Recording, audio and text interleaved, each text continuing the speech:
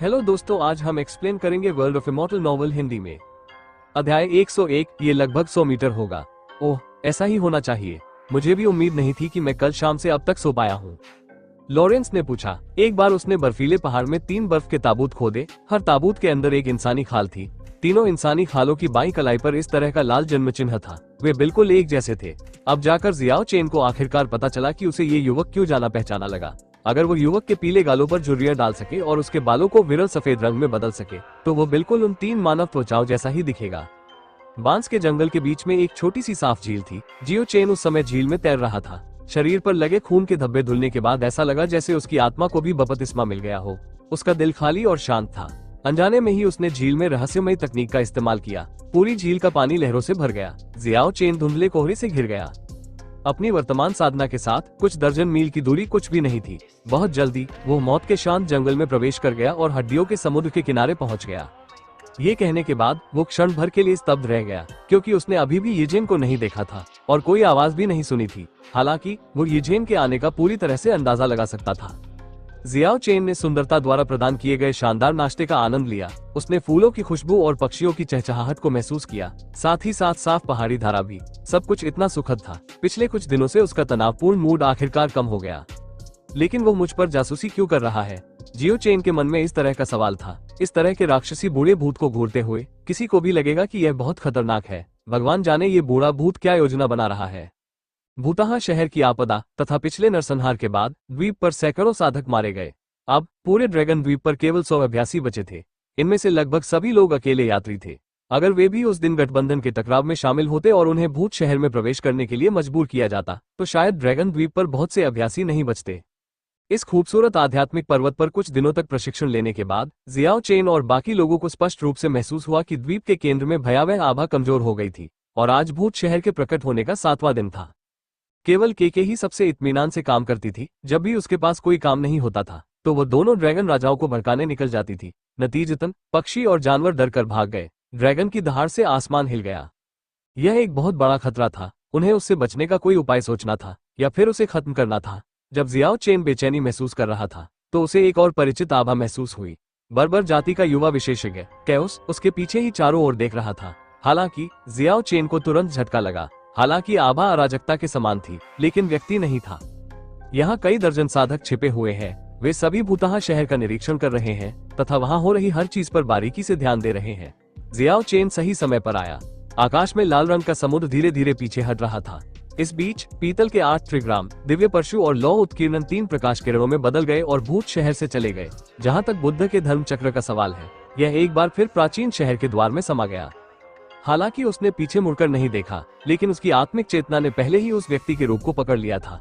वो 20 साल का एक युवक था। वो मध्यम कद का था और उसे सुंदर नहीं माना जा सकता था। उसका चेहरा असामान्य रूप से पीला था, मानो उसमें खून ही न बह रहा हो।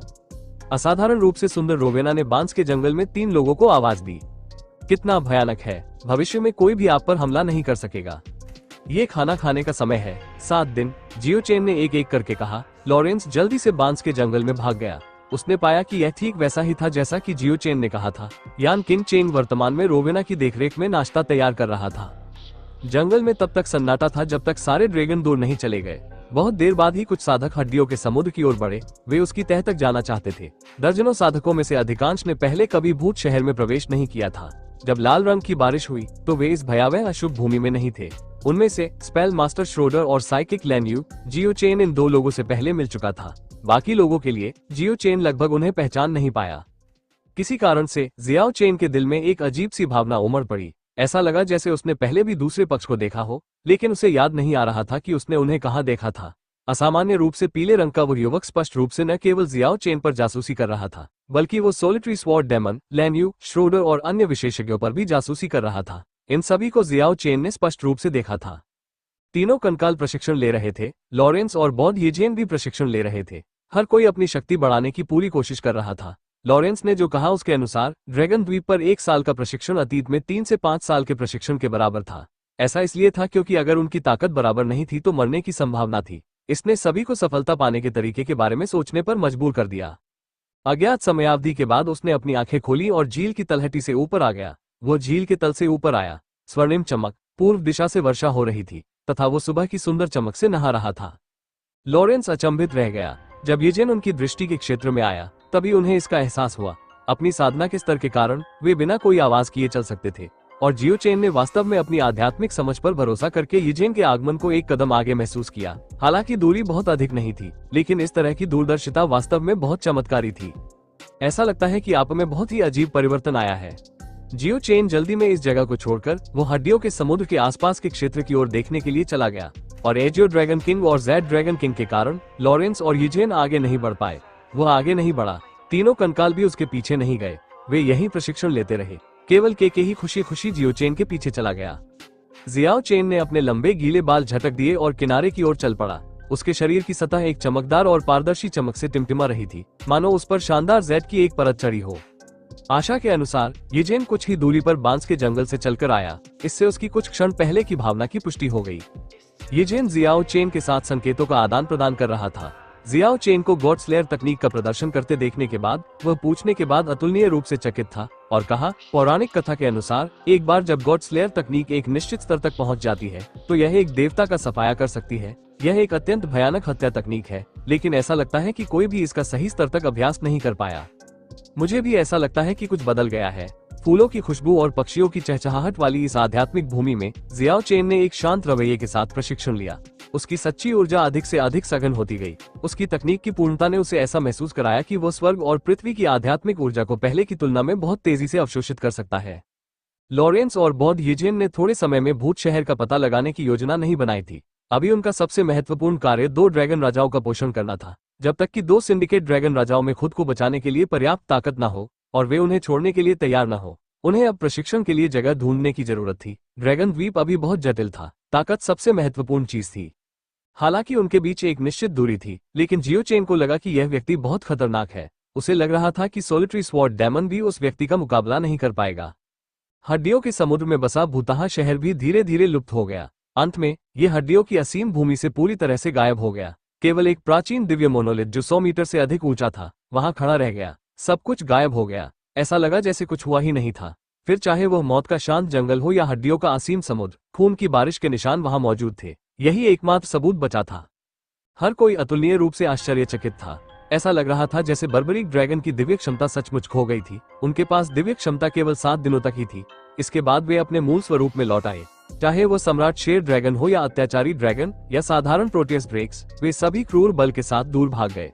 अब एक भी ड्रैगन उड़ नहीं सकता था। भूतहा नगरी की विपत्ति के बाद ऐसी सुंदर आध्यात्मिक भूमि को देखकर सभी को बहुत ही सुखद अनुभूति हुई। शरीर और मन को शांति मिली। अपनी आंखों का उपयोग किए बिना, अपने कानों का उपयोग किए बिना आप कितनी दूर तक देख सकते हैं? हमारा अच्छा बंदी वास्तव में मेहनती है। उसने वास्तव में हमारे लिए नाश्ता तैयार किया। भुना हुआ बकरी का पैर, हिरन का मांस, नारियल का रस।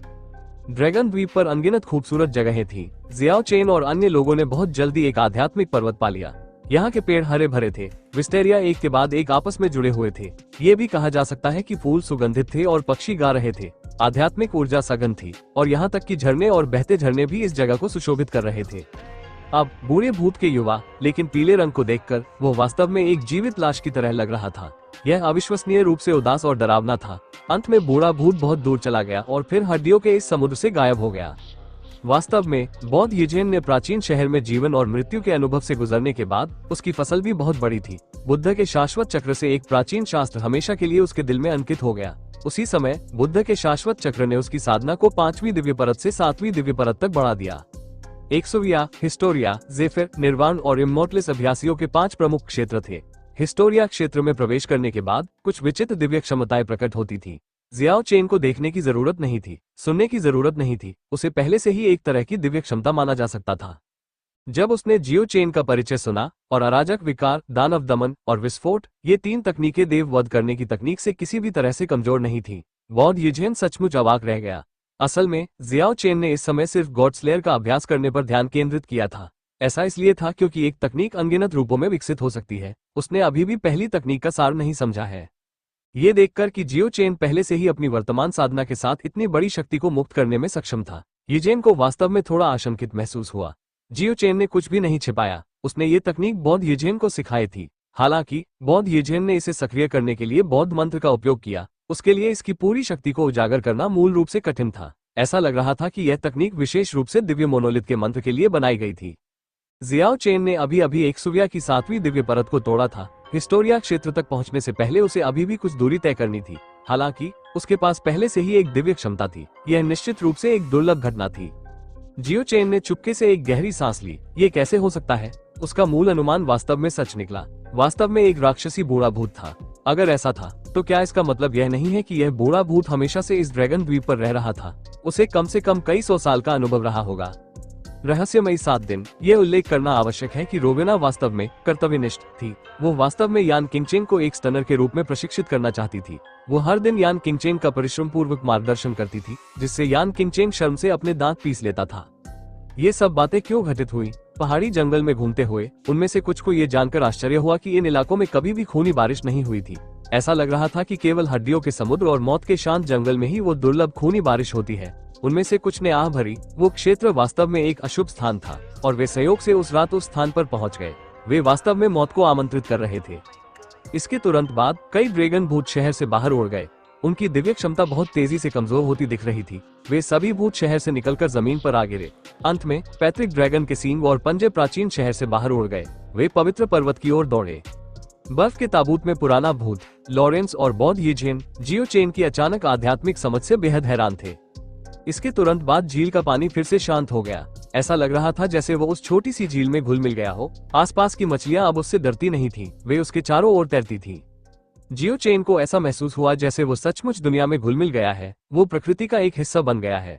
अंत में वह झील के तल में डूब गया और चमत्कारिक मार्शल क्षेत्र में गिर गया। उसे पहले से ही सांस लेने की जरूरत नहीं थी। उसकी त्वचा से आध्यात्मिक ऊर्जा की एक अंतहीन मात्रा उसके शरीर में प्रवेश कर गई। अशुद्ध हवा स्वाभाविक रूप से बाहर निकल गई। हालांकि जियो चेन स्पष्ट रूप से यह महसूस करने में असमर्थ था कि किस प्रकार का परिवर्तन हुआ था। लेकिन ठीक इसी समय उसने कहा, ये जेन भी आ गई। जियो चेन भी हड्डियों के समुद्र में चला गया। उसे यहाँ एकांत तलवार दानव मिला, साथ ही रंगीन धुंध में लिपटी रहस्यमयी महिला भी। प्राचीन शहर में प्रवेश करने वाले लगभग सभी बचे हुए लोग यहाँ थे। वे इस मामले को लेकर सबसे अधिक चिंतित थे। जियो चेन ने भूतहा शहर के आसपास जाकर देखने का फैसला किया। उसे इस बात की तह तक जाना चाहिए, अन्यथा वो असहज महसूस करेगा। वो क्या करने की कोशिश कर रहा था? जियो चेन शांत और संयमित रहा। वो अभी भी दूरदर्शिता की दिव्य क्षमता से उस पर ध्यान दे रहा था। अचानक जियो चेन की आंखों से 2 दिव्य चमक निकली। उसके दिल में ठंडक महसूस हुई। उन्होंने युवक की बाई कलाई पर एक लाल जन्म चिन्ह देखा। यह उनके दिमाग में एक निश्चित स्मृति से मेल खाता था। जियो चेन, अभी तुमने जो प्रयोग किया, क्या वो वास्तविक गॉड स्लेयर तकनीक थी? लॉरेंस, जो झील के किनारे टहल रहा था, उसे बहुत आश्चर्य हुआ। उसने कहा, मुझे मत बताओ कि तुम पूरी रात झील में थे। अचानक जियाओ चेन को लगा कि कोई उस पर जासूसी कर रहा है। ये दूरदर्शिता और दूरदर्शिता की क्षमता थी। यह उसकी सबसे नई दिव्य क्षमता थी। उसके 50 मीटर पीछे एक गोरे चेहरे वाला युवक खड़ा था जो उसे देख रहा था। जियो चेन मूल रूप से भूत शहर के आसपास के क्षेत्र में एक नजर डालने के लिए जाना चाहता था, लेकिन जब उसने उस क्षेत्र में भयावह आभा महसूस की तो खूनी रोशनी चमक रही थी। उसने अपना विचार बदल दिया। वो स्थान अब बहुत खतरनाक था। उसने अभी जोखिम नहीं लेने का फैसला किया। अध्याय 102 कैओस 3 मीटर लंबा था। वह जंगलीपन से भरा एक युवा बर्बर विशेषज्ञ था। उसके कान भेड़िए के थे और पूंछ बाघ की तरह लंबी थी, और जो व्यक्ति उसके पीछे चारों ओर देख रहा था वो वास्तव में थोड़ा मोटा था। उसका कद इतना लंबा नहीं था, लेकिन वह मोटा था। वो लोगों को बहुत ही सरल और ईमानदार एहसास देता था। अभी जब वो चारों ओर देख रहा था तब भी वो थोड़ा मूर्ख और बेवकूफ लग रहा था। ये बहुत अजीब था। जियो चेन ने वास्तव में उसके शरीर से कैओस की आभा को महसूस किया था, लेकिन उसका शरीर वैसा क्यों नहीं था? अचानक वो कांप उठा और कांप उठा। क्या ऐसा हो सकता है कि कैओस पहले ही मर चुका था और फिर उसने किसी और के शरीर में पुनर्जन्म लिया? आखिरकार जब वो भूतहा शहर की आपदा से गुजर रहा था तो उसे कई अलौकिक और डरावनी चीजों का सामना करना पड़ा। उसने सहज रूप से उस दिशा में सोचा। इसके अलावा बर्फीले पहाड़ का पुराना विचित्र दृश्य भी उसकी आंखों के सामने था। वो अपनी कल्पना को कैसे उड़ने नहीं देता? भोले भाले छोटे मोटे आदमी ने हड्डियों के समुद्र में एक बड़ा चक्कर लगाया। फिर वो वास्तव में हड्डियों के समुद्र से गुजर गया और सुदूर दक्षिणी क्षेत्र की ओर बढ़ गया। जियो चेन द्वीप के दक्षिणी भाग से बहुत परिचित नहीं था। उसने पहले कभी उस क्षेत्र का अन्वेषण नहीं किया था। हालांकि इस बार उन्होंने उसका पीछा किया। उन्होंने इस छोटे से मोटे व्यक्ति की उत्पत्ति को देखने का फैसला किया, जिसके पास अराजकता की आभा थी। जब वो उसके पीछे गया तो जियाओ चेन ने पाया कि अकेला तलवार दानव और रंगीन धुंध में लिपटी रहस्यमयी महिला भी उसके पीछे चल रही थी। उन्होंने उसे बिल्कुल भी नहीं टाला। जब वे हड्डियों के समुद्र से गुजरकर पहाड़ी जंगल में प्रवेश कर गए तो जियो चेन उनकी ओर चला आया और सीधे तौर पर कहा, मुझे संदेह है कि एक बुरी आत्मा ने किसी और के शरीर में पुनर्जन्म लिया है, इसीलिए मैं उनके साथ चला आया। तुम लोग मेरे साथ क्यों आए? एकांत तलवार दानव ने व्यंग्यपूर्वक कहा, अरे ये तो वही बात है। मुझे उसके शरीर से एक निश्चित बर्बर व्यक्ति की आभा महसूस हुई, लेकिन वो शरीर उस व्यक्ति का नहीं है।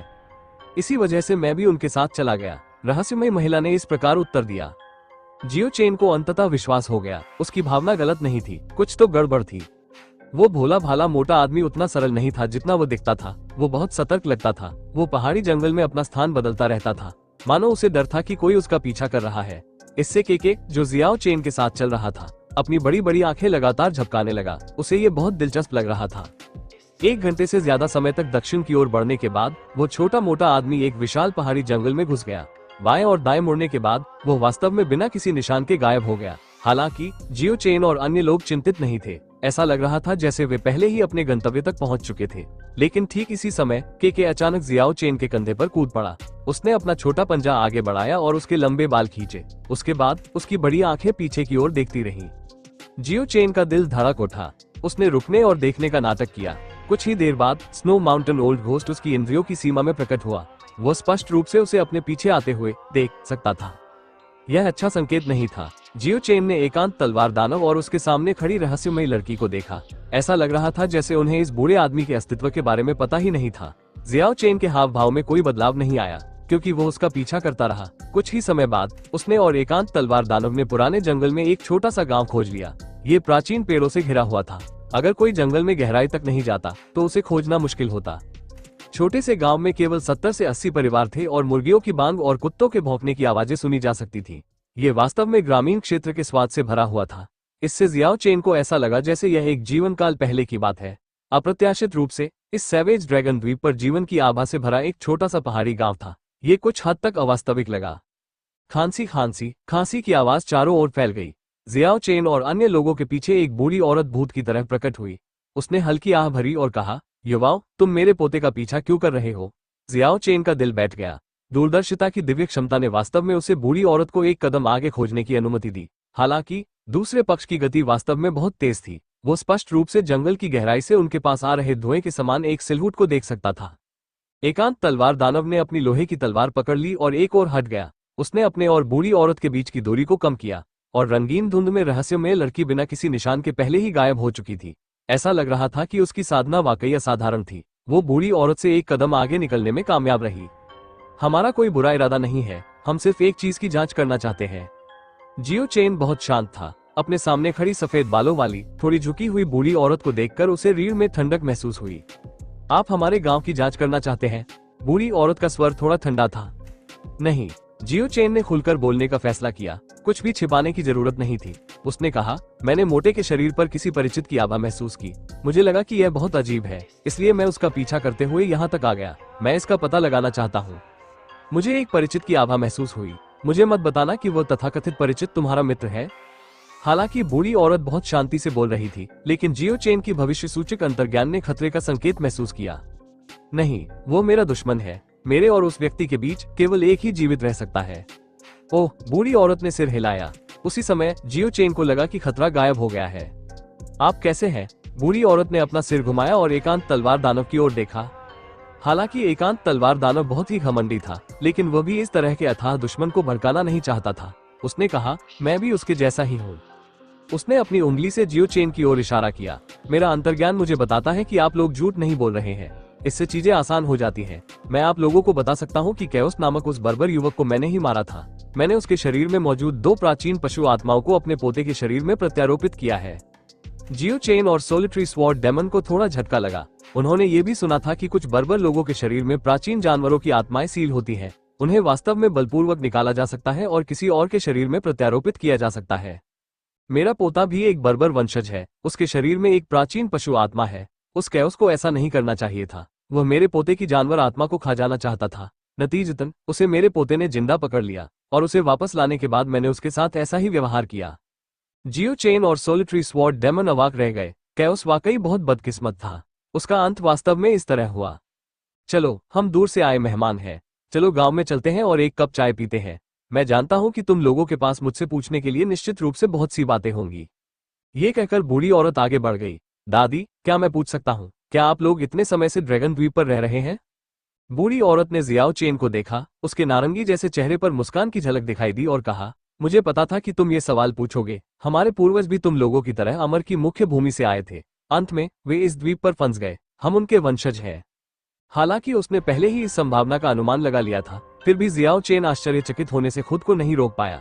उसे अपना भविष्य दिख रहा था। क्या वो भी इस द्वीप पर फंस जाएगा और ऐसे ही जिएगा? यह सही नहीं है। ड्रैगन द्वीप को कुछ समय पहले ही खोला गया था। तुम लोग क्यों नहीं चले गए? जियो चेन ने इस प्रश्न के बारे में सोचा। हम कैसे जाएं? इस द्वीप पर लंबे समय तक रहने के बाद एक व्यक्ति का शरीर बदल जाएगा। ऐसा लगता है जैसे वे शापित हैं। वे मूल रूप से इस द्वीप को छोड़ नहीं सकते हैं। बूढ़ी औरत ने आह भरी। क्या ऐसा हो सकता है कि कोई और रास्ता नहीं है? हाँ, अगर आप लोग 9 सिंडिकेट ड्रैगन किंग्स को वश में कर सकते हैं, भले ही द्वीप पहले से ही सील कर दिया गया हो, फिर भी आप इस द्वीप को सुरक्षित रूप से छोड़ सकते हैं। ऐसी कोई चीज है? एकाकी तलवार दानव जो अब तक चुप था, वह भी पूछे बिना न रह सका। यदि 9 ड्रैगन राजाओं का खून मिला दिया जाए तो ये हमारे वंशजों पर लगे अभिशाप को दूर कर सकता है। बूढ़ी औरत विचलित थी। वो थोड़ी उत्तेजित थी। वे बातें करते हुए गांव में दाखिल हुए। हालांकि वहां मुर्गियों की बांग और कुत्तों के भौंकने की आवाजें थी, लेकिन वहां बहुत कम इंसानी आकृतियां थी। ऐसा लग रहा था कि वहां जीवन शक्ति की कमी है। वहां थोड़ी ठंड और उदासी थी। वो भोला भाला मोटा लड़का आंगन से बाहर आया और बोला, दादी, वे हैं। आप आमतौर पर बहुत तेज तर्रार हैं। आपको तो पता भी नहीं था कि आज आपका पीछा किया जा रहा था। वे मेरा पीछा कर रहे थे। छोटा मोटा लड़का थोड़ा परेशान था, फिर वो थोड़ा भोला लग रहा था। हालांकि जियाओ चेन ने उसे नीची नजर से नहीं देखा। ये छोटा मोटा आदमी शायद उस तरह का व्यक्ति हो जो बाघों का शिकार करता है, अन्यथा उसके लिए कैओस से निपटना असंभव होगा। बूढ़ी औरत जियाओ चेन और बाकी लोगों को आंगन में ले आई। उसने उन्हें पत्थर की मेज पर बैठने के लिए आमंत्रित किया। फिर उसने छोटे मोटे आदमी को कुछ चाय बनाने को कहा। उसके बाद ही उसने धीरे धीरे जियाओ चेन और बाकी लोगों से बात करना शुरू किया।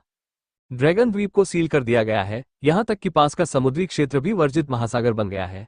चाहे वो कोई व्यक्ति हो या जहाज, वे सभी प्रवेश करने पर नष्ट हो जाएंगे। हालांकि किंवदंतियों के अनुसार एक दिव्य जहाज है जो तब्बू महासागर से गुजर सकता है। बूढ़ी औरत ने जियाओ चेन और अन्य लोगों के लिए आशा की किरण जगाई।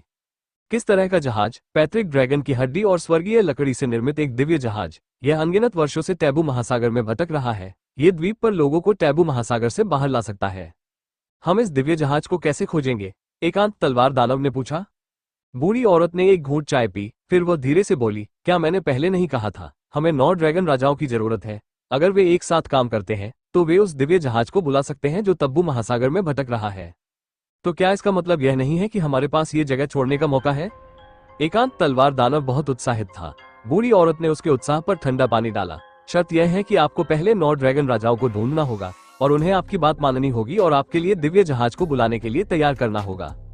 ये वास्तव में एक अत्यंत कठिन समस्या थी। उस समय एमेथिस्ट ड्रैगन किंग ने कई लोगों का ध्यान आकर्षित किया था, लेकिन कोई भी इसे वश में नहीं कर पाया था। बेशक अगर एकांत तलवार दानव को पता चल गया कि जियो चेन और अन्य लोगों ने 2 ड्रैगन राजाओं को कैसे प्राप्त किया, तो वह निश्चित रूप से अवसाद से खून की उल्टी करेगा। मुझे यह मत बताइए कि इसे बदलने का कोई और तरीका नहीं है। वहाँ आप पौराणिक छोटे पैतृक ड्रैगन भी पा सकते हैं। एक पैतृक ड्रैगन 9 ड्रैगन राजाओं के बराबर है। बूढ़ी औरत ने बहुत शांति से कहा। अध्याय 103। एकांत तलवार दानव अवाक था और के जो जियाओ चेन के कंधे पर चारों ओर देख रहा था। जब उसने 2 शब्द पैतृक ड्रैगन सुने तो उसकी तेज तर्रार बड़ी आंखें तुरंत पूरी तरह से खुल गईं। उसने अपने छोटे पंजे को पूरी ताकत से हिलाया। उसे बिल्कुल भी यकीन नहीं हुआ। गांव इतना वीरान क्यों है? जियो चेन ने देखा कि यद्यपि वहां 70 से 80 परिवार थे, फिर भी उसने गांव में प्रवेश करने पर केवल 3 से 5 लोगों को ही देखा। यद्यपि यहाँ बहुत सारे घर हैं, लेकिन जनसंख्या कम होती जा रही है। अभी तक पूरे गांव में 30 से भी कम लोग हैं। बूढ़ी औरत ने एक लंबी सांस ली। ठीक इसी समय सफेद बालों और सफेद दाढ़ी वाला एक बुजुर्ग भूत की तरह आंगन में आया। यह एक बूढ़ा भूत प्रेत था। चौथे दादाजी, छोटे मोटे आदमी ने मूर्खतापूर्ण ढंग से पुकारा। बूढ़े व्यक्ति ने जवाब दिया। फिर उसने अपनी भौहें सिकोड़ते हुए कहा, अच्छा नहीं, वो दुष्ट आत्मा फिर से अस्तित्व में आ गई है। मुझे उसका पता मिल गया है। कौन सी बुरी आत्मा? एकांत तलवार दानव ने पूछा। यह एक प्राचीन दुष्ट आत्मा है। यह अनगिनत वर्षों से जीवित है। यह एकमात्र भयावह दुष्ट आत्मा है जो भूतहा शहर से बचकर आई है। बूढ़े आदमी के शब्दों ने तुरंत जियो चेन के दिल को ठंडा कर दिया। उसने उस बूढ़े भूत के बारे में सोचा जो बर्फीले पहाड़ में कई परिवर्तनों से गुजरा था। ऐसा लग रहा था कि वो यहाँ तक उसका पीछा कर रहा था। ये दुष्ट आत्मा अनगिनत वर्षों से अस्तित्व में थी। ये भूत शहर से भाग निकली थी। ये वास्तव में प्राचीन काल से उत्पन्न हुई थी। ये खबर वाकई भयानक थी। इसने लोगों को भय से कांपने पर मजबूर कर दिया। उस समय ये गांव यहाँ नहीं था। ये और भी खूबसूरत नजारे वाली घाटी में स्थित था। ये केवल इसलिए था क्योंकि जब वे नींव बनाने के लिए धरती खोद रहे थे तो उन्हें कुछ दर्जन ताबूत मिले थे, जिसके बाद वे इस जगह पर चले आए। 3 महीने भी नहीं बीते थे कि एक दुष्ट आत्मा प्रकट हुई। तब से गांव का दुस्वप्न शुरू हो गया।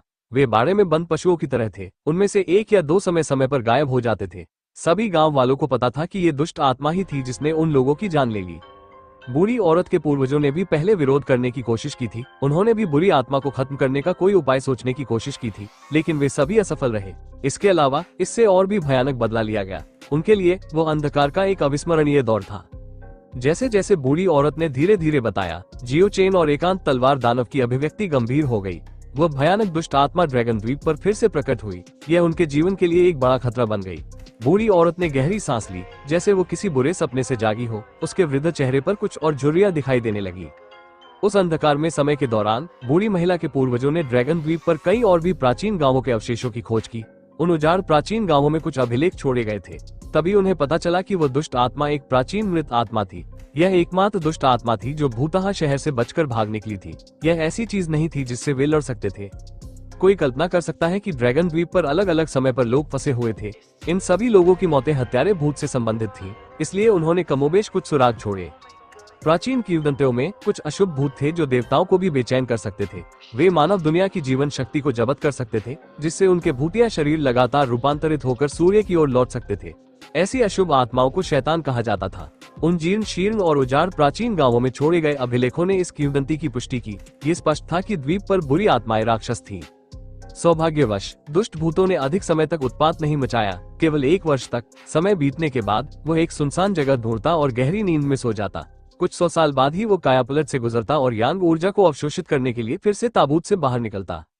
बूढ़ी औरत के पूर्वजों ने पहले ही 2 भूत प्रेत कष्ट झेले थे। ये भी कहा जा सकता है कि मानव आबादी खत्म हो गई थी।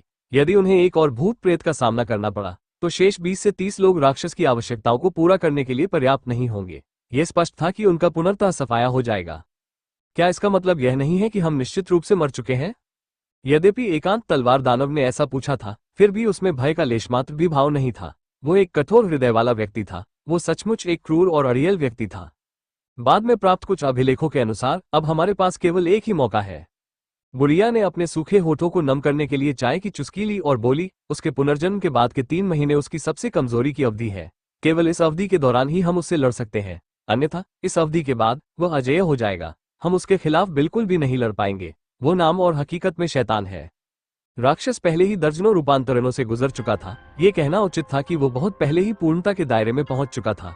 वो एक ऐसा अस्तित्व बन चुका था जिससे देवता भी कांप सकते थे। हालांकि ड्रैगन द्वीप को दिव्य मोनोलिथ द्वारा सील कर दिया गया था। दानव भेड़ियों को तोड़ने में असमर्थ था। वह देवता के दायरे में मजबूती से दबा हुआ था और उसने तोड़ने का जोखिम उठाने की हिम्मत नहीं की, अन्यथा परिणाम भयानक होंगे। ड्रैगन द्वीप ने देव स्तर की शक्ति के अस्तित्व की अनुमति नहीं दी। 5 प्रमुख क्षेत्रों एक्सोविया, हिस्टोरिया, जेफिर, निर्वाण और इमोर्टलिस में से जेफिर के क्षेत्र को देवताओं का क्षेत्र माना जा सकता है। द्वीप पर अभ्यास करने वालों और दानव की ताकत के बीच का अंतर बहुत स्पष्ट था। 3 महीने। मुझे डर है कि हमारे पास इतना समय नहीं है। जियो चेन ने उन्हें बर्फीले पहाड़ पर जो कुछ देखा और सुना वो सब बताया। बूढ़ी औरत और बूढ़ा आदमी भयभीत हो गए। उन्होंने एक भयभीत भाव प्रकट किया। बूढ़ी औरत ने कहा, वह बहुत पहले ही रूपांतरित हो चुका है। अगर ऐसा है तो शायद 1 या 2 महीने हो चुके होंगे। ऐसा लगता है कि हमारे पास 1 महीना भी नहीं बचा है। बूढ़ा आदमी भी बर्फीले पहाड़ के आसपास बर्फ के कमल इकट्ठा करने गया। तभी उसे दुष्ट आत्मा द्वारा छोड़ी गई आभा का पता चला। हालांकि उसे वे 3 बर्फ के ताबूत नहीं मिले। जियो चेन ने अपनी आवाज कम करते हुए कहा, क्या उसकी बाई कलाई पर कोई जन्म चिन्ह है? किंवदंती के अनुसार हाँ, यह अच्छी बात नहीं है। जब मैं यहाँ आया तो ऐसा लगा कि वो आदमी पहले से ही मेरा पीछा करता हुआ यहाँ तक आ गया था। जियाओ चेन की यह सूचना शांत समुद्र में धूमकेतु के टकराने जैसी थी। इसने सभी के दिलों में एक बड़ी लहर पैदा कर दी। उनके चेहरे के हाव भाव बुरी तरह बदल गए। उन्हें अपनी रीढ़ की हड्डी में ठंडक महसूस हुई और उन्होंने जल्दी से अपनी नजरें चारों ओर घुमाई। दृश्य शांत हो गया। वहां मृत्यु जैसी शांति थी। केवल केके को इसकी जरा भी परवाह नहीं थी, क्योंकि वो अपनी तेज तर्रार बड़ी आंखों से आसपास के माहौल का जायजा ले रही थी। जियो चेन ने अपनी आवाज कम करते हुए कहा, वो इतना शक्तिशाली है, मुझे मत बताओ कि हम उससे निपटने के लिए अन्य ताकतों पर भरोसा नहीं कर सकते। कुछ दिन पहले ड्रैगन कबीले ने असाधारण महान दिव्य क्षमताओं का प्रदर्शन किया। यह एक सुझाव था और एक पूछताछ भी। उन कुछ दिनों में ड्रैगन अचानक अपनी पुरानी ताकत कैसे हासिल कर लेते हैं। वो अभी भी उलझन में था। उसे रहस्यमय भूत शहर के बारे में कुछ भी नहीं पता था। भूत शहर, भूत शहर। बूढ़े आदमी ने हल्की सांस ली और कहा, सब कुछ भूतहा शहर की वजह से है। जरा सोचो, सारे राक्षस वहां से भाग निकले। बूढ़े व्यक्ति ने ज्यादा कुछ नहीं बताया। वास्तव में वे भी अस्पष्ट थे। जो भी जानकारी उन्होंने प्राप्त की थी वो उनके पूर्वजों द्वारा दी गई थी। हर कुछ 100 साल बाद जब ड्रैगन द्वीप को अस्थायी रूप से खोल दिया जाता था तो ड्रैगन भूत महोत्सव के दिन अस्थायी रूप से अपनी दिव्य क्षमता वापस पा लेते थे। उसके बाद वे दिव्य मोनोलिथ को नष्ट करने के लिए भूत शहर पर हमला करते थे। जहां तक अंतिम रहस्य की बात है, बाहरी लोगों के पास जानने का कोई तरीका नहीं था। जहां तक पीतल के 8 त्रिग्रामों, गहरे काले रंग की धातु की नक्काशी, स्वर्णिम दिव्य परशु और अन्य पौराणिक पवित्र औजारों का प्रश्न है, वे ये भी नहीं जानते थे कि वे ड्रैगन द्वीप के किस क्षेत्र में छिपे हुए थे। रहस्यमयी ड्रैगन द्वीप ने बहुत सारे रहस्य छुपाए हैं। भले ही वे खुदाई करने की पूरी कोशिश करें, लेकिन सब कुछ पता लगाना मुश्किल होगा। ये जगह एक बहुत बड़ा रहस्य छुपा हुआ लग रहा था। ड्रैगन द्वीप का दिव्य मोनोलिथ महत्वपूर्ण सुराग होना चाहिए। एकांत तलवार दानव ने अपने आप से कहा। यह आपदा इतनी अचानक आई है कि आपदा एक बार फिर आ गई है। बूढ़ी औरत का बूढ़ा चेहरा और भी बूढ़ा हो गया जब उसने कहा, ड्रैगन द्वीप पर एक विचित्र शक्ति है जो दिव्य शक्ति को दबा रही है। भले ही इसका मुख्य लक्ष्य ड्रैगन है, लेकिन अन्य जातियां भी इससे बहुत प्रभावित है। हमारे पूर्वजों के समय से ही, चाहे वे कितने भी प्रतिभाशाली क्यों न हो, हिस्टोरिया की तीसरी दिव्य परत तक पहुंचने के बाद उनके लिए आगे बढ़ना कठिन होगा। ये बहुत स्पष्ट था कि ड्रैगन द्वीप के लोगों में दानव के खिलाफ लड़ने के लिए पर्याप्त शक्ति नहीं थी। ठीक इसी समय गांव के प्रवेश द्वार से हवा में किसी चीज के घुसने की आवाज आई। हर कोई स्पष्ट रूप से कुछ चमकदार तलवार क्यू को आकाश में भागते हुए देख सकता था। उसी समय गुस्से से भरी चीखों की एक श्रृंखला फैल गई, साथ ही इमारतों के गिरने की तेज आवाज भी। उसके बाद एक दयनीय चीख फैल गई और फिर एक कान फाड़ देने वाली ड्रैगन दहाड़ गूंजी। बूढ़ी औरत, बूढ़ा आदमी, जियोचेन, एकांत तलवार दानव और छोटा मोटा आदमी बिजली की गति से आंगन से बाहर निकले और गांव के प्रवेश द्वार की ओर भागे। वे गांव के प्रवेश द्वार पर केवल कुछ लाशें ही देख पाए थे जो फटी हुई थीं। खून लगातार बह रहा था। ये ढह चुके घरों के बीच बिखरा हुआ था।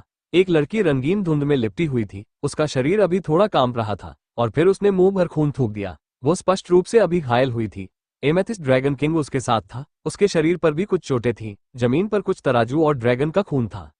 बूढ़ी औरत और अन्य लोगों के चेहरे पर दुख भरा भाव था। उन्होंने जमीन पर पड़े शवों को एक साथ जोड़ा। फिर उन्होंने रंग बिरंगे धुंध में लिपटी लड़की और एमेथिस्ट ड्रैगन किंग को देखा। क्या ये ड्रैगन राजा हो सकता है? हाँ, अभी क्या हुआ? यह उल्लेख करना आवश्यक है कि रंगीन धुंध में लिपटी लड़की बहुत रहस्यमयी थी। जियाओ चेन उससे पहले भी कई बार मिल चुका था, लेकिन वो कभी भी उसका असली रूप नहीं देख पाया था। उसका शरीर हमेशा बहुरंगी धुंध में लिपटा रहता था। वो दूसरी दुनिया की और अतुलनीय रूप से रहस्यमयी लगती थी। अभी अभी एक बहुत भारी येन आभा वाला व्यक्ति इस स्थान पर आया है। रंगीन धुंध में लिपटी लड़की की कहानी सुनकर सभी ने तुरंत यह अनुमान लगा लिया कि यह वही दुष्ट आत्मा थी। भले ही वो अभी भी कमजोर अवस्था में था, फिर भी वो भयानक रूप से शक्तिशाली था। गांव के प्रवेश द्वार पर मौजूद 3 लोगों को उसने एक पल में टुकड़े टुकड़े कर दिया और वो लड़की जो समय के नियम को नियंत्रित कर सकती थी, वह भी गंभीर रूप से घायल हो गई। अगर एमेथिस्ट ड्रैगन किंग का खून गलती से उस दुष्ट आत्मा को सबसे महत्वपूर्ण क्षण में छेद नहीं देता, तो वह भी एक पल में टुकड़े टुकड़े हो जाती। ड्रैगन किंग का खून वास्तव में उसे नियंत्रित कर सकता है। ये वास्तव में खुश होने वाली अच्छी खबर है। बूढ़ी औरत के संतरे के छिलके जैसे झुर्रीदार गाल कांपने लगे। ये बताना आसान था कि वो वाकई बहुत उत्साहित थी, हालांकि ये थोड़ा डरावना भी लग रहा था। झुर्रीदार गाल लगभग ऐंठने लगे थे। वह गागा की आवाज के साथ हंसी और बोली, यह वाकई बहुत अच्छी खबर है। शायद यही हमारे लिए उसे हराने का एकमात्र तरीका हो। हम केवल इतना जानते थे कि 9 ड्रैगन राजाओं का खून एक साथ मिलकर हमारे अभिशाप को हटा सकता है, लेकिन हमने कभी नहीं सोचा था कि यह बुरी आत्मा को भी नियंत्रित कर सकता है। गा गा गा। अध्याय 104। जब से ड्रैगन द्वीप को सील किया गया था, तब से पैतृक ड्रैगन और ड्रैगन राजा कभी प्रकट नहीं हुए थे। अनगिनत साल बीत जाने के बाद ही किंवदंती फिर से शुरू हुई। इस बार ड्रैगन द्वीप पर आने वाले लोग रहस्य की खोज करने नहीं आए थे। वे सभी पैतृक ड्रैगन और ड्रैगन राजा के लिए आए थे। दादी, इस बार हमें डरने की जरूरत नहीं है। कम से कम हमारे पास खुद को बचाने की क्षमता है। मैं ब्लैकी को ढूंढने जाऊंगा, छोटे मोटे ने भोलेपन से कहा। फिर वो गांव की ओर ऐसे भागा जैसे उड़ रहा हो। गांव के पीछे जंगल से ड्रैगन की दहाड़ सुनाई दी। कुछ ही देर बाद वो छोटा मोटा आदमी 1 मीटर लंबे काले ड्रैगन के साथ वापस भागा। छोटे ड्रैगन के शरीर पर मौजूद शल्क काले रंग की चमक से झिलमिला रहे थे। उसका पूरा शरीर अतुलनीय रूप से चमकदार था। उसका सिर पैतृक ड्रैगन का था और शरीर तेंदुए और बाघ का। बेशक उसके शरीर पर कोई फर नहीं था, वो पूरी तरह ड्रैगन के शिल्कों से ढका हुआ था। इसमें कोई संदेह नहीं कि यह ड्रैगन किंग था। यह अनुमान लगाना कठिन था कि यह किस तरह का ड्रैगन था, क्योंकि ड्रैगन किंग पिछली पीढ़ी के वंश के उत्तराधिकारी से बहुत अलग था। इस गांव के लोगों को वास्तव में बहुत समय पहले एक ड्रैगन राजा मिला था। ये देखा जा सकता था कि वे पहले से ही तैयार थे। Black dragon king amethyst dragon king से थोड़ा छोटा था। ये बहुत संभव था कि वो ड्रैगन द्वीप पर दूसरा सबसे बड़ा ड्रैगन राजा था। पैतृक ड्रैगन की स्थिति के लिए प्रतिस्पर्धा करने में इसका स्पष्ट लाभ था। जब एमेथिस्ट ड्रैगन किंग और ब्लैक ड्रैगन किंग की नजरें एक दूसरे से मिली, तो उन्होंने तुरंत एक धीमी आवाज निकाली। उनके बीच दुश्मनी बहुत प्रबल थी। ये कुछ ऐसा था जिसे टाला नहीं जा सकता था। ड्रैगन राजाओं के बीच लड़ाई सबसे क्रूर थी। जब सिंडिकेट ड्रैगन किंग्स एक निश्चित स्तर तक बढ़ गए तो वे अनिवार्य रूप से मौत तक लड़ते थे। रंगीन धुंध में लिपटी महिला और छोटे मोटे आदमी ने जल्दी से दोनों युवा ड्रैगन राजाओं को शांत किया ताकि उनमें संघर्ष न हो। और ठीक इसी समय केके ने अचानक अपनी तेज तर्रार बड़ी बड़ी आंखें चौड़ी कर ली। दोनों ड्रैगन राजा भी चौंकने लग रहे थे। वे भी केके की तरह ही गांव के बाहर जंगल की ओर देख रहे थे। केके हुश की आवाज के साथ एमेथिस्ट ड्रैगन किंग की पीठ पर भागा। उसके दो छोटे पंजे जल्दी से एमेथिस्ट ड्रैगन किंग के घाव को छू गए। उसने अपने पंजे ड्रैगन किंग के खून में डुबो दिए। उसके बाद वो सफेद रोशनी की एक लकीर में बदल गया और गांव के बाहर जंगल की ओर भाग गया। इससे एमेथिस्ट ड्रैगन राजा को भयंकर दहाड़ लगाने के लिए उकसाया गया। जंगल में काली धुंध तेजी से फैल गई। जंगल का एक बड़ा हिस्सा एक झटके में ढह गया। केके सफेद रोशनी की एक लकीर में बदल गया और वापस भाग गया और जंगल से एक पीला चेहरा वाला युवक प्रकट हुआ।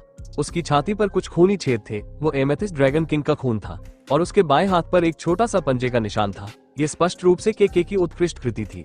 उसकी आंखों से दो भयावह प्रकाश किरणें निकली। केके और दो सिंडिकेट ड्रैगन राजाओं को देखने के बाद वो चुपचाप अपने मूल स्थान से गायब हो गया।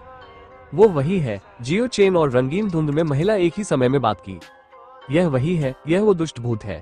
बूढ़ी औरत के चेहरे पर उत्तेजना थी जब उसने कहा, मैंने हमारे पूर्वजों द्वारा उस दुष्ट आत्मा के बारे में छोड़े गए अभिलेख देखे हैं। उनमें से एक में उसका एक साधारण चित्र भी था। उसी ने हमारे अनगिनत पूर्वजों को मार डाला था। दुष्ट आत्मा की वापसी से वे बहुत बेचैन हो गए। यद्यपि वो पीछे हट गया था, लेकिन ये गारंटी देना कठिन था कि वो दोबारा प्रकट नहीं होगा। ड्रैगन किंग के खून के अत्याचार ने जियो चेन और अन्य लोगों को चौंका दिया। ये वास्तव में उस भयानक राक्षस को नियंत्रित करने में सक्षम था। कोई कल्पना कर सकता है कि परिपक्व होने के बाद एमेथिस्ट ड्रैगन किंग कितना शक्तिशाली होगा। केके ने जो बुद्धिमत्ता दिखाई वह भी आश्चर्यजनक थी। उसने वास्तव में सभी और दो ड्रैगन राजाओं के सामने दुष्ट आत्मा का पता लगा लिया। के अपने छोटे छोटे पंजों को जोर जोर से रगड़ रही थी और झुंझलाहट में अपने बफ सफेद फर से खून के धब्बे हटा रही थी। फिर उसने एमेथिस्ट ड्रैगन राजा की दहाड़ को नजरअंदाज कर दिया। वो शरारती ढंग से काले ड्रैगन राजा की पीठ पर कूद गया और एमेथिस्ट ड्रैगन राजा पर अपना छोटा पंजा लहराया। इससे पहले कि दोनों ड्रैगन राजा क्रोधित होते, जियो चेन ने जल्दी से उसे वापस पकड़ लिया। ये छोटा लड़का बहुत आकर्षक था। उनमें से कुछ लोग गांव लौट आए। इस बार उन्होंने एक अलग आंगन में अपना घर बदल लिया। आंगन में अंगूर की जाली हरी भरी और रसीली थी। ऊपर की ओर चमचमाते और पारदर्शी बैंगनी अंगूर भरे हुए थे। वे गोमेद की तरह चमकीले थे। उनमें से कुछ लोग अंगूर की जाली के नीचे पत्थर की मेज के चारों ओर बैठ गए। उन्होंने विस्तार से योजना बनानी शुरू कर दी। उन्हें राक्षस को खत्म करना था, नहीं तो सभी लोग खतरे में पड़ जाते। जियो चेन ने कहा, दानव अप्रत्याशित रूप से ड्रैगन राजा के खून से बुरी तरह घायल हो गया था। ये हमारा मौका है।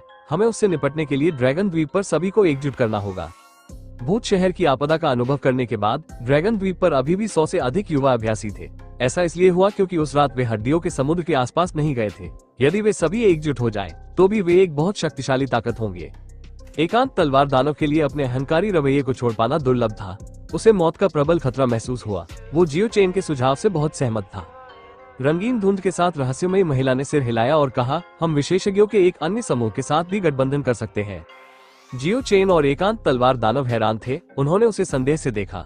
बगल में खड़ी बूढ़ी औरत मुस्कुराई और बोली, छोटी लड़की, तुम एक सच्ची विशेषज्ञ हो। हालांकि तुम्हारी साधना का स्तर उतार चढ़ाव भरा लगता है। ये बताना मुश्किल है कि तुम कितनी मजबूत हो। उसने आंखें मूंदकर कहा, आपके युवा विशेषज्ञों के समूह के अलावा 30 से अधिक हिस्टोरिया स्तर के पुरानी पीढ़ी के विशेषज्ञ हैं जो ड्रैगन द्वीप में प्रवेश कर चुके हैं। एकांत तलवार दानव ने अपना सिर हिलाया। वो तुरंत समझ गया। उस समय सभी शक्तियों द्वारा किए गए समझौते के अनुसार पुरानी पीढ़ी के विशेषज्ञ द्वीप के मामलों में हस्तक्षेप नहीं कर सकते थे। उन्होंने पूरी तरह से युवा पीढ़ी को ड्रैगन किंग के लिए लड़ने दिया। पुरानी पीढ़ी उन्हें असीम महासागर में प्राप्त करेगी। ये लोग स्पष्ट रूप से गुप्त रूप से घुसपैठ करते थे। वे नियमों का पालन नहीं करते थे। मैं उन लोगों से संपर्क करने का प्रभारी हूँ। मैं उनकी गतिविधियों को जानता हूँ। बगल में खड़े बूढ़े आदमी ने अपना मुंह खोला और कहा। बूढ़ी औरत ने कहा, अब सबसे महत्वपूर्ण बात 9 सिर वाले ड्रैगन राजा को ढूंढना है। एक बार जब 9 राजा इकट्ठे हो जाते हैं तो हम पौराणिक दिव्य जहाज को बुला सकते हैं और इस रहस्यमय और भयानक द्वीप को पूरी तरह से छोड़ सकते हैं। किंवदंती के अनुसार पैतृक ड्रैगन की हड्डियों और स्वर्गीय लकड़ी से बना दिव्य जहाज हमेशा से टैबू महासागर में बहता रहा था। ये पहले से ही अनगिनत वर्षों से गुजर चुका था। केवल यही द्वीप पर रहने वाले लोगों को टैबू महासागर से बाहर ला सकता था। यह वो अभिलेख था जो उस बूढ़ी महिला के पूर्वज को एक जीर्ण शीर्ण प्राचीन गांव के खंडहरों में मिला था। पैतृक ड्रैगन की हड्डियों को यह अनुमान लगाने के लिए बहुत ज्यादा सोचने की जरूरत नहीं थी कि यह ड्रैगन की पवित्र हड्डी थी और स्वर्गीय लकड़ी बिल्कुल वैसी ही थी जैसी जियाओ चेन ने उम्मीद की थी। ये वास्तव में के गृहनगर में एक पहाड़ जितना मोटा दिव्य वृक्ष था। वे लोग बहुत देर तक विचार विमर्श करते रहे, लेकिन सबके सामने एक जरूरी सवाल था, क्या वे इस गांव से सुरक्षित निकल सकेंगे? हो सकता है कि बुरी आत्मा गांव के आसपास घूम रही हो। मुझे मत बताओ कि हमें 2 ड्रैगन राजाओं को भी अपने साथ लाना होगा ताकि हम दूसरों के साथ मिल सकें। एकांत तलवार दानव ने अपनी लोहे की तलवार को पूरी ताकत से पकड़ लिया। उसके पौ थोड़े नीले पड़ गए। कुछ देर के लिए सब चुप हो गए। दरअसल उन पर मौत का खतरा मंडरा रहा था। ऐसा लग रहा था कि दुष्ट आत्मा उन्हें जाने नहीं देगी। उनकी वजह से उन्हें बहुत ज्यादा चोट लगी। यह उस राक्षस के लिए अकल्पनीय था जो अनगिनत सालों से जिंदा था। यह एक तरह की असाधारण शर्म और अपमान था। ठीक इसी समय केके ने अपनी तेज तर्रार बड़ी बड़ी आंखें फिर से चौड़ी कर ली। उसी समय एमेथिस्ट ड्रैगन किंग और ब्लैक ड्रैगन किंग ने भी धीमी आवाज में गुर्राहट की। आंगन में ठंडी हवा का झोंका आया। अंगूर की जाली के आसपास का क्षेत्र येन ऊर्जा से भर गया। इस बार एमेथिस्ट ड्रैगन किंग पहले से ही चौकन्ना था। केके के उसके शरीर पर कूदने का इंतजार किए बिना वो पहले ही बाहर निकल गया। ब्लैक ड्रैगन किंग ने गुर्राहट के साथ उसका पीछा किया। केके को बिल्कुल भी दबाव महसूस नहीं हुआ। वो अंगूर की जाली के ऊपर कूद गई और सड़क पर दहाड़ते हुए 2 ड्रैगन राजाओं को देखने लगी। येन ऊर्जा पहले ही बिखर चुकी थी। दुष्ट आत्मा एक बार फिर पीछे हट गई, लेकिन आंगन में मौजूद कुछ लोगों के दिल में अभी भी ठंडक थी। उन्हें लग रहा था कि यह गांव पहले से ही मौत के साए से भरा हुआ है। ये काम नहीं चलेगा। अगर हम इसी तरह चलते रहे तो हम लापरवाह हो जाएंगे। हमारे साथ 2 ड्रैगन किंग्स के बिना हम उस राक्षस के खिलाफ नहीं लड़ सकते। इस समय भोले भाले दिखने वाले उस छोटे से मोटे आदमी ने अपनी राय व्यक्त की। ये स्पष्ट था कि वो उतना भोला नहीं था जितना वो दिख रहा था। अच्छा नहीं है, अच्छा नहीं है, बूढ़े व्यक्ति ने भौहें सिकोड़ते हुए कहा। हमारे कबीले के लोग जो बाहर गए थे वे वापस आने वाले हैं। अगर उनका सामना दुष्ट आत्मा से हो गया तो उनके लिए उसके पंजे से बचना मुश्किल हो जाएगा। इसके तुरंत बाद उनके पास उठकर गांव के प्रवेश द्वार की ओर चलने के अलावा कोई विकल्प नहीं बचा। वे बाहर जाने वाले लोगों का स्वागत करने के लिए तैयार थे। विशाल और खाली गांव में अब मुर्गियों की चीख या कुत्तों के भौंकने की आवाज नहीं सुनाई दे रही थी। वहां मौत जैसी शांति थी, मानो कोई उजाड़ बंजर भूमि हो। वो फिर यहाँ है, जियो चेन ने धीमी आवाज में चिल्लाया। ऐसा इसलिए हुआ क्योंकि केके उसके कंधे पर कूद गई और अपने छोटे छोटे पंजों से उसके लंबे बाल खींचने लगी। उसकी तेज तर्रार बड़ी बड़ी आंखें इस समय सामने की सड़क को घूर रही थीं। खोजे जाने के बाद दुष्ट आत्मा अब और नहीं छिप पाए। काला कोहरा बार बार घूमता रहा। हड्डियों को चीरने वाली येन ऊर्जा की लहरें हिंसक रूप से ऊपर उठती रहीं। हर कोई ठंड महसूस कर सकता था। दोनों ड्रैगन राजा लगातार दहाड़ रहे थे। वे इस तरह की शैतानी आभा से नहीं डरते थे। अगर उन्हें कुछ लोगों ने नहीं रोका होता तो वे पहले ही भाग चुके होते। दुष्ट आत्मा पहले से ही सभी से 100 मीटर से भी कम दूरी पर थी। हालांकि अंडरवर्ल्ड का कोहरा ऊपर चढ़ रहा था और चिलचिलाती धूप की चमक को रोक रहा था, फिर भी जियाओ चेन उसे साफ साफ देख सकता था। यह उसकी आध्यात्मिक समझ का नतीजा था जो चीजों को महसूस कर सकती थी, भले ही वो उन्हें देख न पाता हो। येन कोहरे में वो पीला चेहरा वाला युवक था जिसे उसने हड्डियों के समुद्र में देखा था। उसकी बाईं कलाई पर एक आकर्षक जन्म चिन्ह था। उसकी दोनों आंखें थोड़ी खाली थी। यदि कोई ध्यान से न देखे तो ये कल्पना करना बहुत कठिन होगा कि यह एक राक्षस था जो अनगिनत वर्षों से जीवित था। जितना अधिक ध्यान से देखा जाता उतना ही अधिक दुख और भयावहता महसूस होती। उसे मुझे दे दो और मैं तुम सबको जाने दूंगा। काले कोहरे से एक अस्पष्ट भूत की आवाज फैल रही थी। हालांकि यह एक युवा आवाज थी, लेकिन इसमें कोई जीवंतता नहीं थी। ये ठंडी हवा से उड़ते हुए पुराने घर की टूटी खिड़की की आवाज की तरह थी। आवाज के साथ ऐसा लग रहा था जैसे उनके शरीर में ठंडक घुस गई हो, जिससे उनकी रीढ़ की हड्डी में ठंडक महसूस हो रही हो। ठंडी हवा चलने लगी। दानव के सामने छाया काला कोहरा थोड़ा छट गया। उसका एक हाथ साफ देखा जा सकता था जो जियाओ चेन की ओर इशारा कर रहा था। क्या तुम मेरे बारे में बात कर रहे हो? जियो चेन को लगा कि कुछ गड़बड़ है। इस बुरी आत्मा की नजर उस पर क्यों है? ठंडी हवा फिर चली। अधोलोक के कोहरे में वो पीला चेहरा सबके सामने पूरी तरह से उजागर हो गया। उसने धीरे से अपना सिर हिलाया और अपना दाहिना हाथ थोड़ा सा हिलाया। केके गुस्से से हौंकते हुए जियो चेन के कंधे से नीचे कूद गया। वो वास्तव में बिना किसी डर के आगे बढ़ा। उसने एक चीख निकाली जैसे कि वो बुरी आत्मा से सवाल कर रहा हो। उसी समय उसने अपना छोटा पंजा हिलाया और एक चमकदार चमक सामने छा गई। कोहरा बार बार घूमता रहा। दानव बिना किसी निशान के गायब हो गया। तैयार दुष्ट आत्मा द्वारा प्रदर्शित शक्ति अथाह थी। केके ने सड़क पर अपने छोटे पंजे को जोर से हिलाया। वो बहुत गुस्से में लग रहा था, लेकिन साथ ही वो थोड़ा प्यारा भी लग रहा था। जियो चेन ने जल्दी से केके को वापस ले लिया। केके अधिक से अधिक रहस्यमय होता जा रहा था। वह नहीं चाहता था कि छोटे जीव को कुछ हो जाए। बगल में खड़े कुछ लोग बहुत हैरान थे। राक्षस केके से थोड़ा डरता हुआ लग रहा था, लेकिन केके ड्रैगन किंग नहीं था। क्या ऐसा हो सकता है कि उसका खून या शरीर दुष्ट आत्मा को रोक सकता है? मैं आपकी यह विनती स्वीकार नहीं कर सकता। केके को कोई नुकसान नहीं पहुंचा सकता।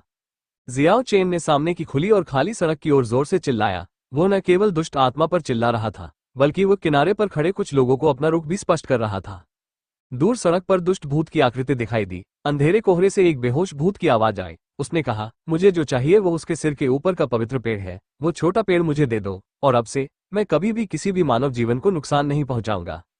सबकी निगाहें केके पर टिकी थीं। उसके सिर पर लगे कीमती पेड़ में इस समय कोई चमक नहीं थी। वो एक साधारण पौधे की तरह ही था, बिल्कुल भी आकर्षक नहीं था। सभी ने पहले तो सोचा कि यह शरारती छोटा जीव इधर उधर भाग रहा था और गलती से इसका सिर ढक गया, लेकिन अब उन्हें पता चला कि इसकी उत्पत्ति बहुत बड़ी थी, यहाँ तक कि दानव भी इसके झांसे में आ गया।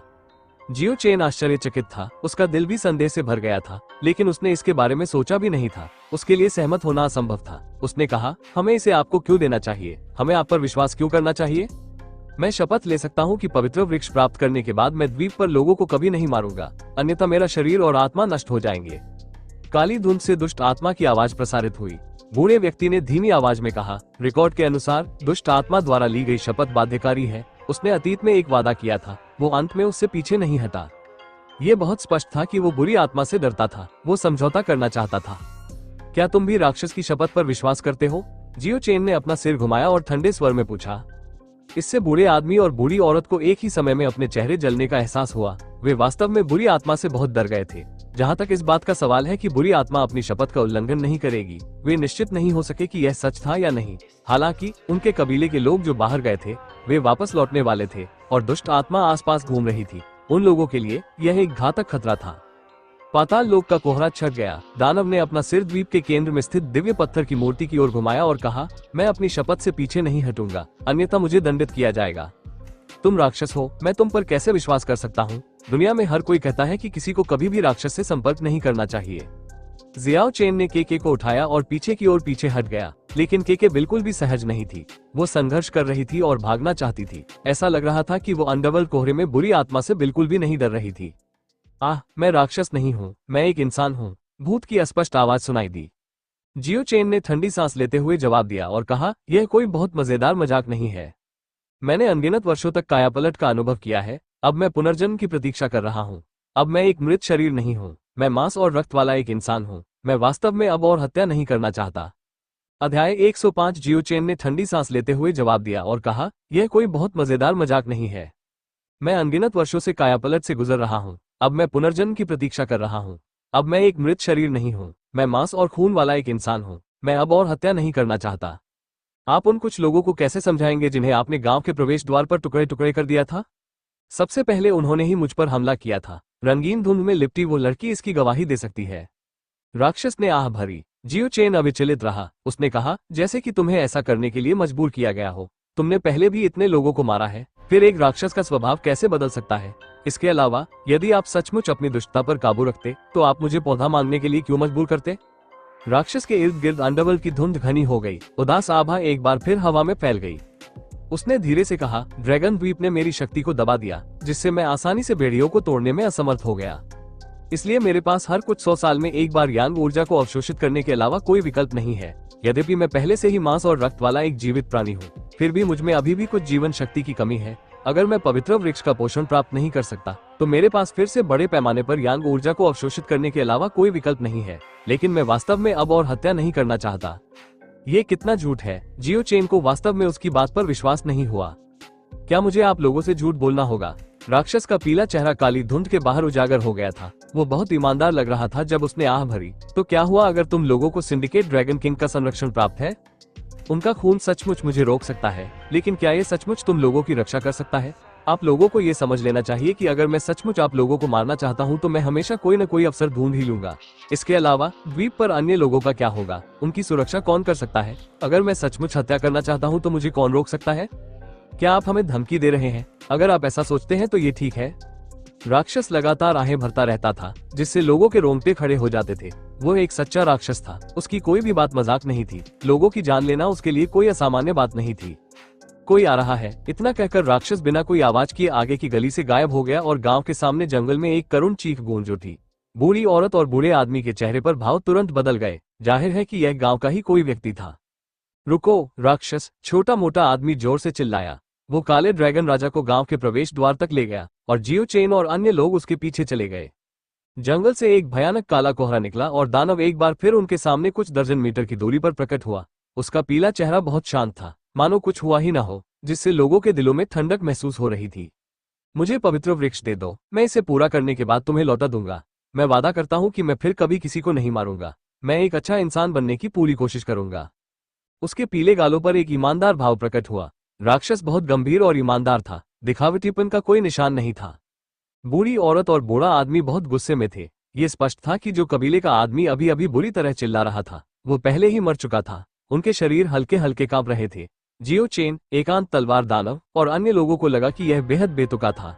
एक राक्षस जिसने लोगों को मक्खियों की तरह मार डाला था, वास्तव में एक नया पृष्ठ खोलना चाहता था। आप जिस पवित्र वृक्ष की बात कर रहे हैं उसका उद्गम क्या है? क्या तुम्हें सचमुच इसकी इतनी जरूरत है? छोटे मोटे ने अपना प्रश्न उठाया। ये ड्रैगन का पवित्र वृक्ष है, मुझे वास्तव में इसकी आवश्यकता है। इस ड्रैगन द्वीप पर यह एकमात्र ऐसी चीज है जो मुझे एक जीवित व्यक्ति में बदल सकती है। जब राक्षस बोलता था तो वो हमेशा आहें भरता था। वो बहुत उदास दिखता था। वो हमला करते समय जितना निर्दयी था उतना नहीं था। इससे लोगों को गलतफहमी हुई, मानो वो एक अकेला आदमी है। जब उसके मुंह से ड्रैगन का पवित्र वृक्ष ये कुछ शब्द निकले तो सबके दिल में तुरंत एक बड़ी लहर दौड़ गई। बेशक जो लोग सबसे ज्यादा उत्साहित थे वे अभी भी दो युवा सिंडिकेट ड्रैगन किंग्स थे। उनकी दोनों आंखों से एक दिव्य चमक निकल रही थी जो लगभग भौतिक हो गई थी, क्योंकि वे धीरे धीरे जियाओ चेन और केके के पास पहुंचे। केके ने गुस्से से हौंफते हुए जियो चेन के आलिंगन से खुद को छुड़ाया और जमीन पर कूद गया। उसने बिना किसी डर के अपने सिर पर कीमती पेड़ की टोपी पहने दो ड्रैगन राजाओं को देखा। यद्यपि यह छोटा सा प्राणी सामान्यतः जीवंत और मनमोहक दिखता था, परंतु इस समय यह एक निराकार दबाव उत्सर्जित कर रहा था। छोटी सी चीज वास्तव में अपनी गरिमा की रक्षा के लिए एक लड़ाई करना चाहती थी। वो एक ही समय में दो ड्रैगन के खिलाफ लड़ना चाहती थी। जियो चेन जानता था कि केके के पास एक बहुत शक्तिशाली रक्षा है। अगर उसे कैद कर लिया जाता तो उसके लिए आजाद होना मुश्किल होता। हालांकि उसने केके को पहले कभी कोई आक्रामक शक्ति प्रदर्शित करते नहीं देखा था। वह नहीं चाहता था कि वो दो ड्रैगन राजाओं के खिलाफ लड़े। आखिरकार वो वास्तव में बहुत छोटा था। हालांकि जब जियाओ चेन ने केके को खींचने के लिए अपना हाथ बढ़ाया तो उसे एक प्रकाश स्क्रीन द्वारा रोक दिया गया। केके का बेदाग सफेद शरीर 7 रंगों की चमक से झिलमिला रहा था। ऐसा लग रहा था जैसे छोटे जीव के शरीर के चारों ओर 7 रंगों की पवित्र लौ चमक रही हो। ये वास्तव में एक आश्चर्यजनक युद्ध की मंशा को उजागर करता है। ये कुछ ऐसा था जो पहले कभी नहीं हुआ था। केके हमेशा जिंदादिल और शरारती था।